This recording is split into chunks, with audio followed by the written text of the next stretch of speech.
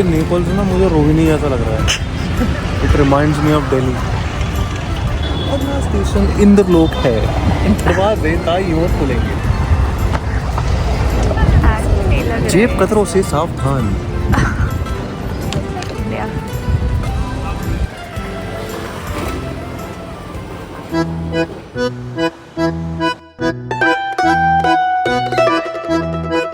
They say you cry twice in Naples. One when you arrive, overwhelmed by the noise, the chaos, the rawness of it all. And then again when you leave, because something about the city sticks to your soul.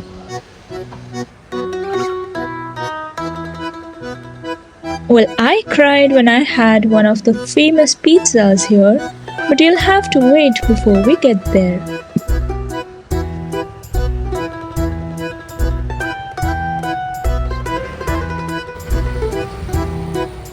Apart from pizzas, it's quite evident that the city loves Maradona.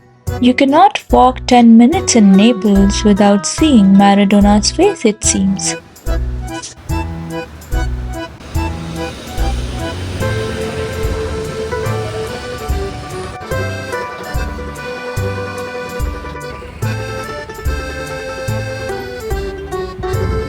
The street art here is one of the best that you'll ever see.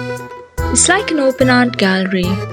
The art is so stunning that it'll make you forget about everything else, even basic traffic safety. Because if you're not careful, there's a good chance you'll get hit by a motorbike. I'm talking from experience. That's when you remember you're not in a quiet museum, but in the lively, chaotic heart of Naples. But hey, that's just a part of an unforgettable street art experience here. Naples is also one of the oldest continuously inhabited cities, which is over 2,800 years old. It was originally founded by the Greeks, who named it Neapolis, which means new city. We are walking in the historic center, which is a UNESCO World Heritage Site.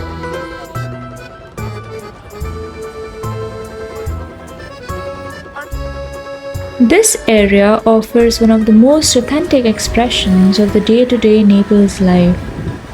Full of narrow lanes, hanging laundry, and, well, churches.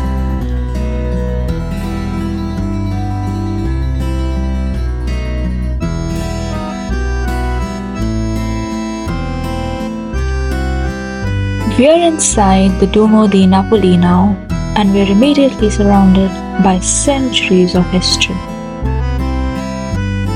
This is a cathedral dating 13th century, but it stands on even older foundations, including the ancient Roman ruins.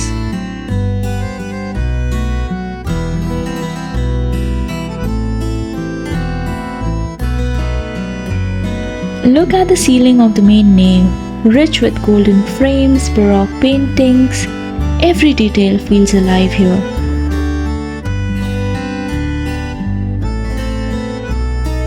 And to the side you'll find the Chapel of the Treasures of San Gennaro. This is where the vials of the saint's blood are kept and where the famous liquidation ritual takes place, when the dried blood of San Gennaro turns liquid. The chapel itself is filled with incredible art and one of the most valuable collections of religious objects in Europe.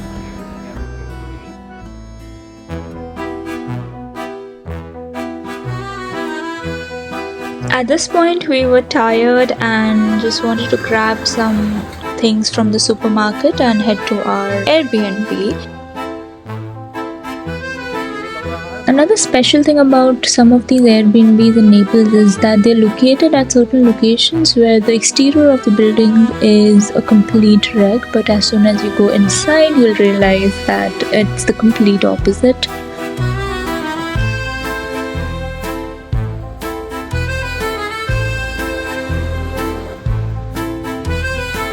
We're trying to open the door and just give you a glimpse of how it looks inside.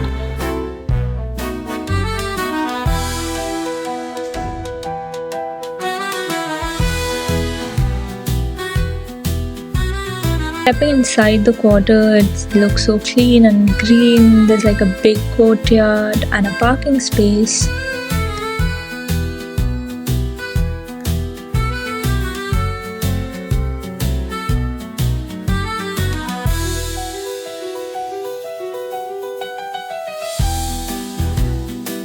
Alright, I'll give you a quick tour of our Airbnb, which is called Sophia Loren. No surprises there. It has all necessary amenities, soft lighting, and it's quite comfortable. There you can see the Italian bidet.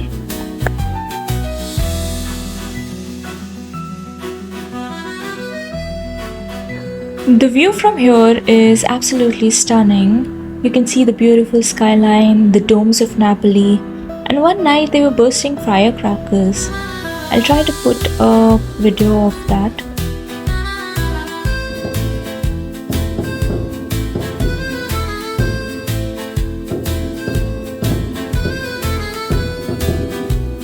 I'm pretty sure that someone somewhere won a football match and that is why the celebration is happening.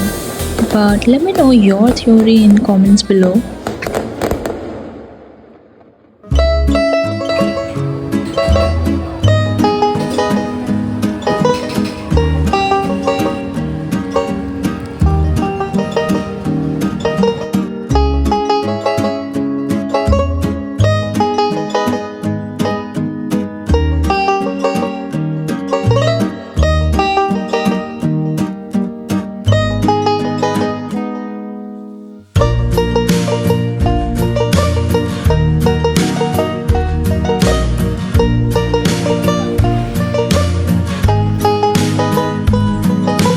We are walking in this iconic street called Spaccanapoli. The name literally means Naples splitter, as it slides through the historic center and splits the area into two segments. Along its length, it carries the legacy of the ancient Greco-Roman grid of the Neapolis city.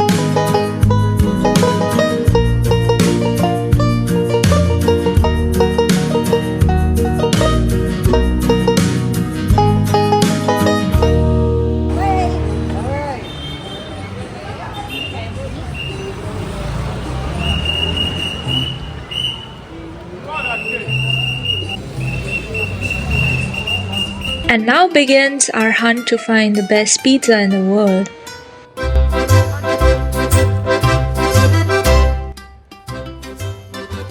Naples is said to be the birthplace of pizza, so we had to try not one, not two, not three, but many pizzas here, and so that is what we did.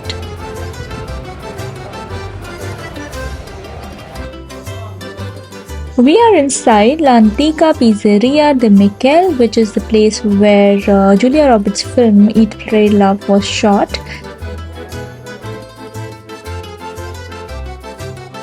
This is one of the top places to have pizza in Napoli, so we had to come here and check it out. It's so interesting that the pizza margherita also represents the Italian flag in its simple ingredients. How is it? The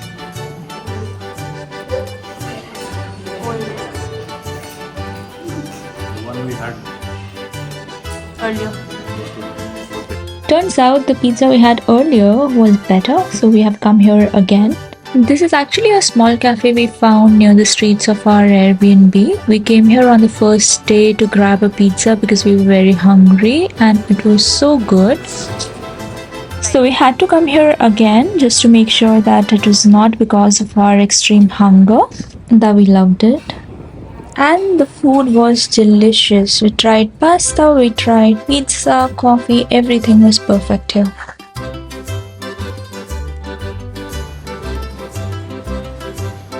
Here and there we tried more pizzas at some small cafes again. can we get this one? One? Takeaway. Okay, one pizza? Takeaway. Finally, on our last day in Naples, we reached the oldest pizzeria in the world. This is a place where I had a tear in my eye because you only dream about coming to such places in your lifetime, and the fact that I was here felt unreal. The fact that I was in Italy felt unreal.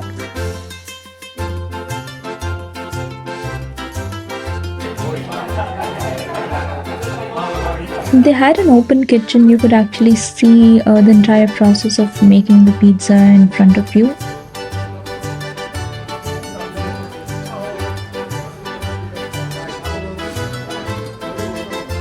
This pizza was worth everything. I felt as if I have been having something else in the name of pizza all my life. That buffalo mozzarella was to die for, and the fresh tomato sauce, the fresh basil, it was heavenly.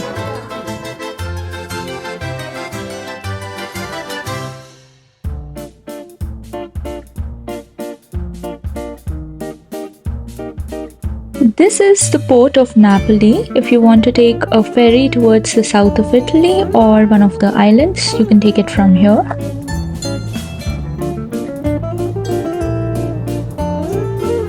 Naples isn't polished, but that's what makes it real.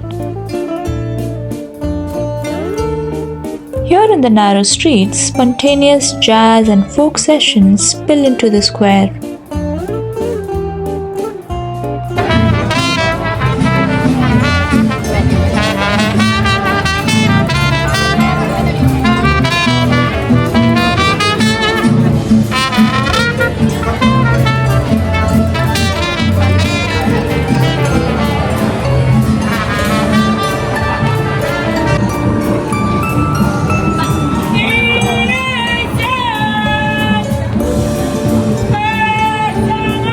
This is a city where strangers on the streets become partners in dance and celebration without a second thought. In the soft glow of street lamps, among voices and laughter, Naples reminds you beauty isn't always framed by perfection, and so life doesn't have to be perfect to be beautiful. It just has to be real.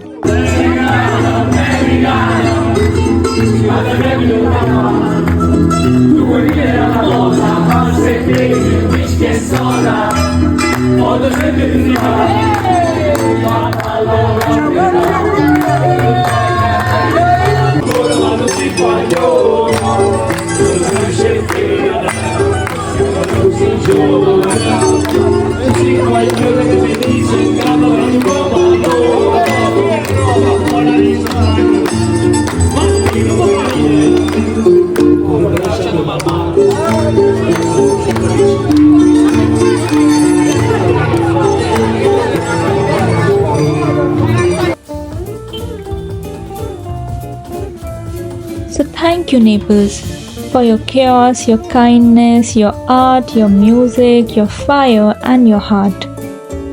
You've given us more than memories. You've given us a feeling we'll never forget.